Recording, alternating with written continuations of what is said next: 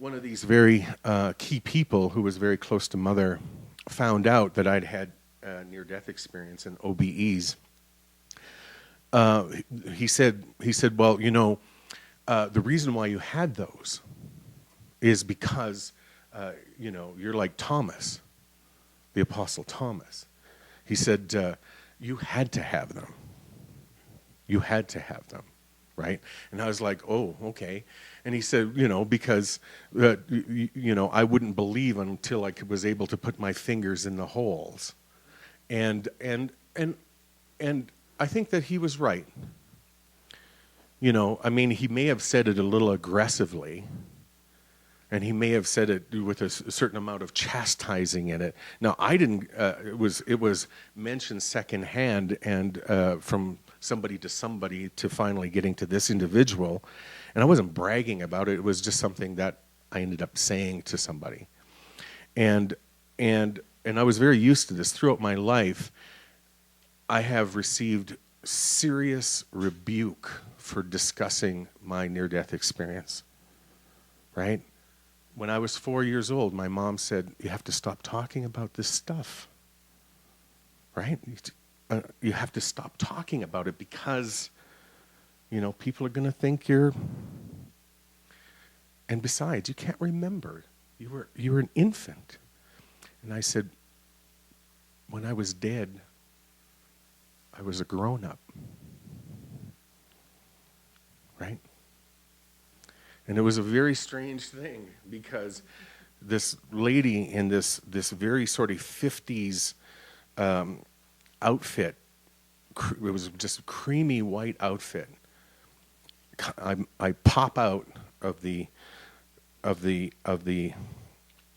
shell. And so this is what I'm given to teach today. And I have been so reticent about teaching this, but so what happens is that each one of us is enclosed in an ovoid that looks very much like a cloud, right? In the old days, they called it the veil or the mist. This ovoid that's around us is like a cocoon of our self-concern, our thoughts about ourselves and our feeling about ourselves, and the circumstances in which those thoughts and feelings could possibly play out. And it is really a sarcophagus. We're buried in this thing. And so back then, when I had popped out of my body and the lady came with the pink blanket and took me up into this place, and the next thing you know, I'm no longer baby. I'm who I am. And I was taught about the different levels of consciousness. I was taught about this egg of reflecting self-concern that is actually the thing that keeps us from being aware.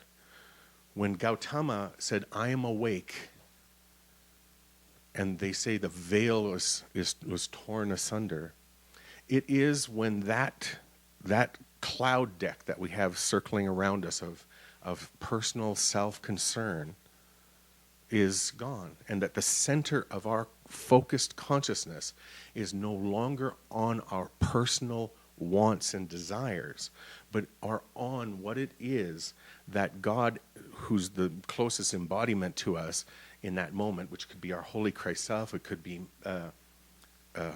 Mother Mary, it could be whoever, right? But we have to understand that as long as the center of our circle is our person, we are in a place where we will have that ovoid around us. Now, I was shown that there are methodologies for basically removing this veil that's around us. And that there's one methodology that is used by the black magicians. And it's a very important thing to understand that there are certain negative ceremonial behaviors that you can do to open that veil up. And when that occurs, and you're able to see beyond the hologram that's here, you can see all these little passageways, and you can read people's electronic belt and their subconscious and go, okay, so, this person here at age 0 to 3 years of age, when they projected God onto their parents, it's right within their astral body that what they always wanted dad or mom to do was this. And then you go and offer that to that person. And you can literally have that person go, oh, finally, somebody's going to give me what I always wanted. And that is an extraordinarily powerful enslaving mechanism of what's called mentalist mind control, right? You don't want to engage in reading people's 0 to 3 file in their subconscious, in their astral body, and find what they want the most, and then dangle it in front of them and get them chasing you. But that's exactly what these black magicians have learned, how through these ceremonies to rip that thing open, be able to see outside of the hologram that all of us think is so real here. And every time, I remember when Daniel was talking the last time in our Reunion of Hearts group, he's up there talking, and suddenly a crash of thunder occurs, and he's like, because of course he was killed by lightning hitting the phone line and going into his head. And so in our subconscious is 0 to 3 file in our subconscious is the thing we always wanted our parents to tell us and to do with us and to be with us. And then there's the thing we were terrified that they would do. And so this is the good cop and the bad cop of our subconscious 0 to 3 file, where we projected this power of God onto our parents. By the time we were 2, we doubted their God status, but we extended it to about age 3. And so what happens is that there is this methodology that can be done, and it's a left-handed path methodology of opening this veil. And it's for nothing more than literally refalling on that 3 o'clock line of Aries of God control for ego control, right? I mean, what's the point of being able to open this thing up just to herd people around and milk them of their time and energy, right? I mean, what's the point of that? Well, you can make lots of money, you can have nice big cars and nice big houses, and if you're a guy, lots of gals, and lots of self-medicating things. But in the end, what's it for? Well, it's a tricky thing. And so there's that methodology. And we don't go that pathway, right, of doing these sort of weird things. But you can actually part the veil and actually pop out and be able to see what's really going on energetically in any scenario. And because people are taking the surface of what's happening as real, you just simply navigate through all of the energy pattern and basically set up all the little landmines before the people even get there. And then you herd them into a narrowing corral of idol worship of your human personality. And I've seen it over and over. So there's this other methodology, which is, and I hope Daniel will forgive me for this, but for years, and it's absolutely true, I've never talked about this, right?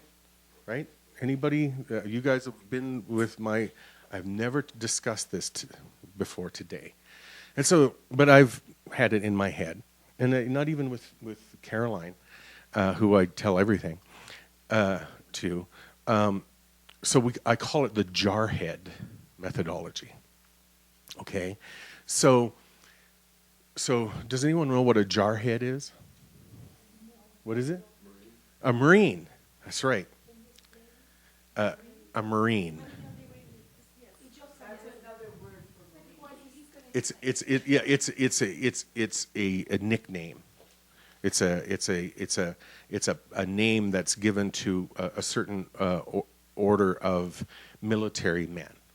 Okay, in the military, and so people who have had many incarnations in military circumstances, who have been literally knocked out of the body in a very abrupt fashion, okay, right, have a certain, shall we say, flexibility within this field of energy.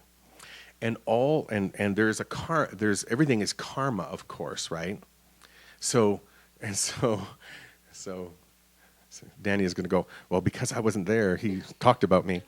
Or no, he wouldn't say that. But so what happens is that people who have had these very serious impacts on themselves in past lives over and over, like being, in a trench and a bomb comes in and or being jabbed with a spear and or being hit in the head with a bullet or whatever, it knocks you out of your body so very quickly, right?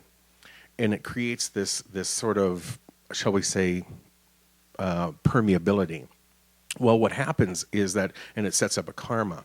So what happens is that people who have had the jarhead method of opening the field often have either a heart attack and they pop out, right? And then they pump them back up and they come in. And it's quite when you have a heart attack, it's a bit of a jarring scenario. And this is what happened with my grandfather, who was, for all intents and purposes, an atheist. And so he has a heart attack literally as 3 EMTs are coming down the stairs. He has a heart attack right in front of them. And the one had an amulet with nitroglycerin, and they put it under his tongue and pumped him up, and he came back into the body. And so he's in the intensive care unit, and so finally the family's allowed to go in, and so we walk in, and so here's the family, and he's the patriarch, and everybody's very scared of Grandpa, right? And so we all walk in there, and here's Grandpa. He's got his heart attack and all of that, and he looks up and he sees us, and he's awake, and he goes, "Out," right? So he just had a heart attack. Right? He looks up at us coming in, he goes, "Out." And so we're like, slinking out, the Godfather has spoken. And he says, "Not you," pointing to me, right? And so I go, oh boy, the eldest son of the eldest son of the eldest son, crap rolls downhill. And so whatever is going to happen is going to be me, and then the pyramid out to the rest of the family. And so I'm just like, okay, and he sees everybody, coast is clear, everybody's gone, and he says, "Remember when you were a kid and you kept telling us about when you were dead?" And I was like, oh boy, right? Because, right, he's going to say, "I was dead, they brought me back, and there's nothing there," and I was just, so I was like, and it's hard to describe exactly how this worked within my family. The thing that happened to me and the various things that I was able to see and perceive and understand, ghosts and when people had the light out in their face and stuff. On one hand, my family overtly denied that any of this stuff was going on. But covertly, like my grandmother would say, "Well, does Mrs. Earnshaw have light in her face today?" And all of that stuff.